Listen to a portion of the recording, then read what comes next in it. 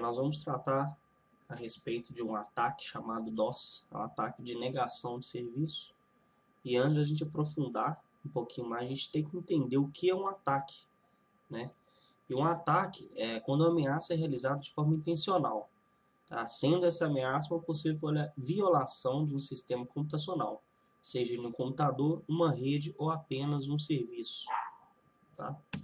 E qual que é a definição de DOS? O ataque de denegação de serviço é onde o atacante utiliza um ou vários computadores para tirar de operação um serviço, computador ou rede. Então, o que acontece? A gente tem a forma mais simples, desse ataque, que é o DOS, e temos uma forma mais elaborada, que é o DDoS. Tá? Então, quando o atacante utiliza a tática de DOS, ele utiliza apenas uma origem, ou seja, apenas o computador realiza o ataque.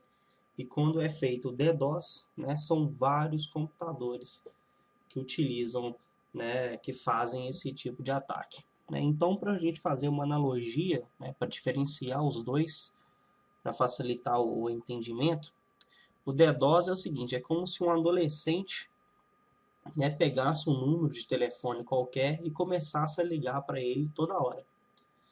Toda hora, 10 vezes por dia, 20 vezes por dia, até que você, o dono do telefone, se canse de atender, e pare, fica cancelando a chamada toda vez que você recebe, a ligação. Mesmo você negando a ligação é considerado, um ataque DOS. O adolescente conseguiu realizar um ataque DOS na teoria. Tá? Agora, quando é caracterizado o DDoS? Vamos supor que um atacante, a pessoa maliciosa, divulgue o seu número de celular em um jornal popular, como se fosse uma empresa oferecendo um emprego que pagasse um salário alto. Então, o que acontece? Várias pessoas vão ligar para esse celular, para o seu celular, inutilizando o serviço, chegando a um ponto de você receber tantas ligações, que você não vai receber ligação de quem realmente está querendo falar com você. Ou seja, várias pessoas estão te atacando, através de ligação. Então, o que dificulta muito essa parte do DDoS é a identificação da origem. Porque como são várias pessoas te ligando, fica difícil identificar todos.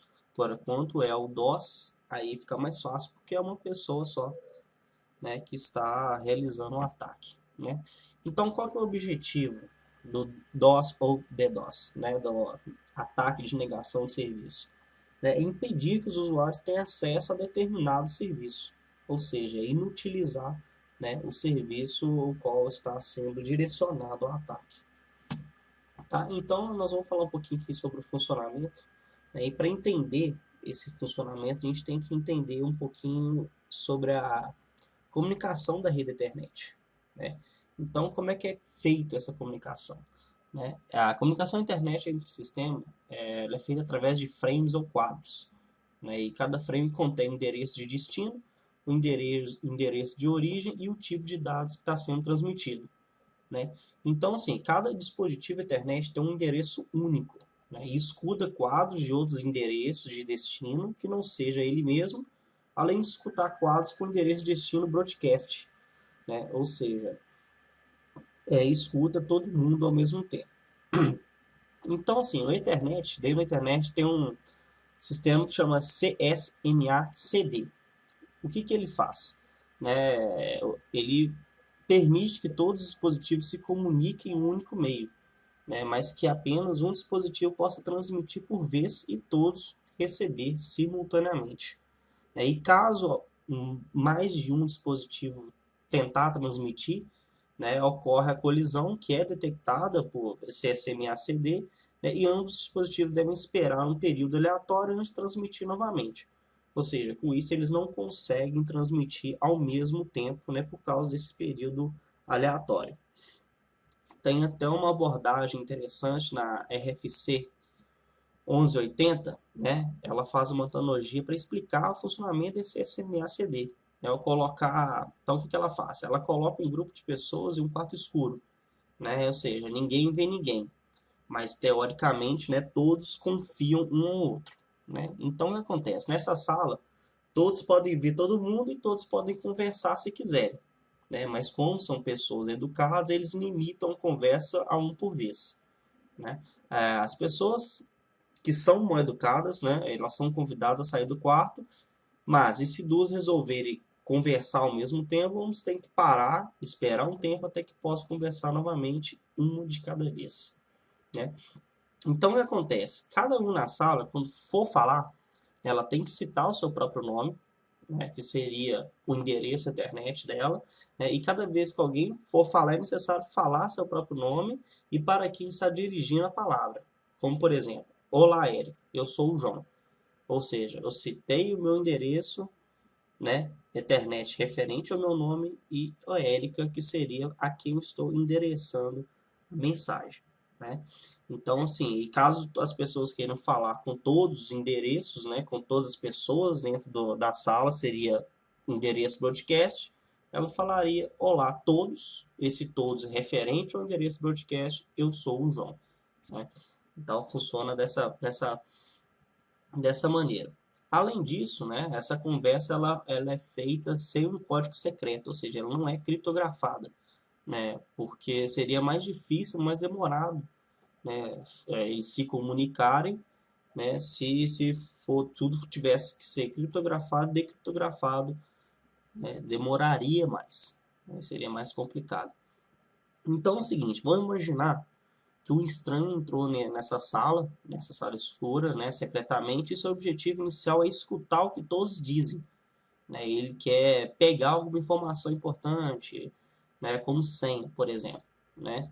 E para ele fazer isso, né, como o sistema permite que você escute todo mundo que está falando, né, ele vai apenas escutar e não vai conversar com ninguém para ele não ser identificado, já que quando ele conversa ele tem que falar o seu endereço, né, único, tá?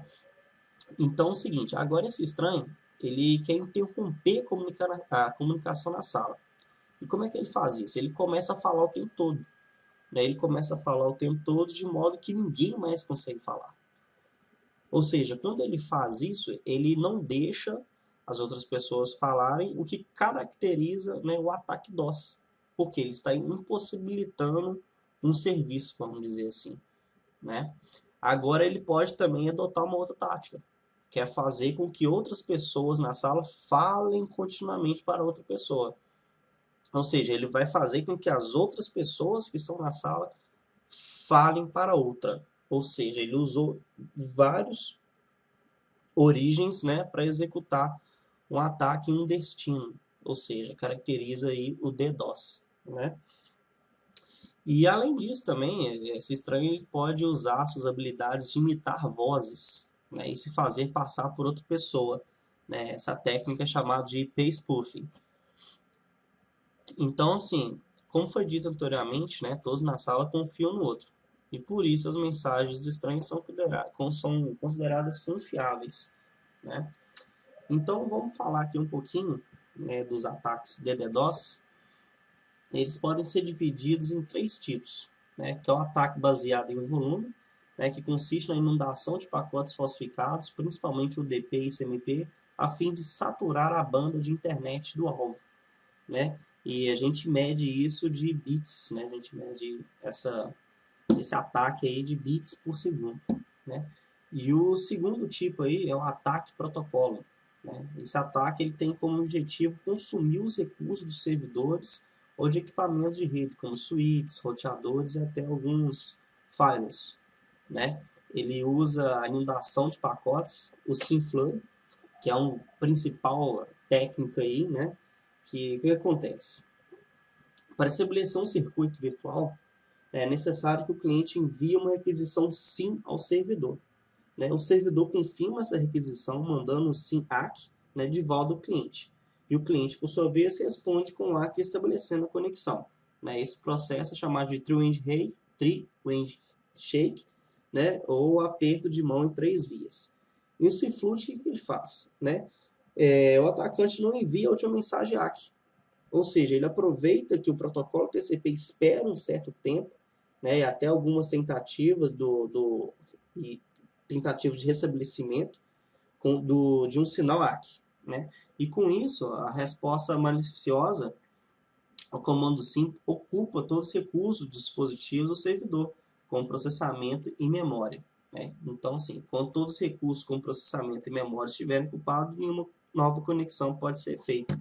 Então, esse é o objetivo do SYNFlow, de você inundar, né, o servidor com requisições SYN, né, e deixar ele esperando, né, uma resposta ACK. Né? Então, ele vai ficar esperando, vai ocupar os recursos, né, e não vai deixar mais conexões serem feitas. Aí nós temos aí os pacotes fragmentados, né? Então, o que acontece? A gente tem no máximo um pacote de 1.500 bytes, e quando ultrapassa esse valor, né, esses pacotes são fragmentados em pequenos pedaços para que possam ser enviados, né? A gente tem também o Ping of Death, que é o ping da morte. O que acontece? Ele consiste na alteração do tamanho do pacote, né, e envia esse pacote numa frequência muito alta, né? Então, assim, a rede Ethernet, o tamanho do quadro é de 1.500 bytes, né? E esse valor que é alterado, sendo o máximo dele de 65.500. Ou seja, se a gente altera, né, o tamanho desse quadro de 1.500 para 65.500, seria necessário o envio de 44 quadros para transportar cada ping, né? Ou seja, imagina, você faz um ataque de ping da morte, né? Você coloca aí, faz essa alteração do quadro, né? Então, assim, para cada ping que você faz é necessário 44 quadros. Então, você coloca isso numa frequência alta de envio, né? Acaba que inutiliza, né? Sobrecarrega o sistema. Nós temos aí também a tática de Smurf, né? Que é a tática de mandar sucessivos pings para o endereço broadcast, fingindo passar-se por outra máquina, né? Utilizando aí a técnica de spoofing, né? Que é você camuflar, né? Você se passar por outra pessoa, né? E sim, quando essas solicitações começam a ser resolvidas, o sistema alvo será inundado pelas respostas do servidor, porque foi, né, mandado, enviado aí para o endereço de broadcast, né? Dentre outros tipos de ataque aí. E nós temos aí o último, né, que é o tipo mais perigoso e usado do ataque DDoS, né, que consiste em solicitações aparentemente legítimas, né, e a um serviço. Né. Temos como, nesse caso, o principal objetivo derrubar servidores web.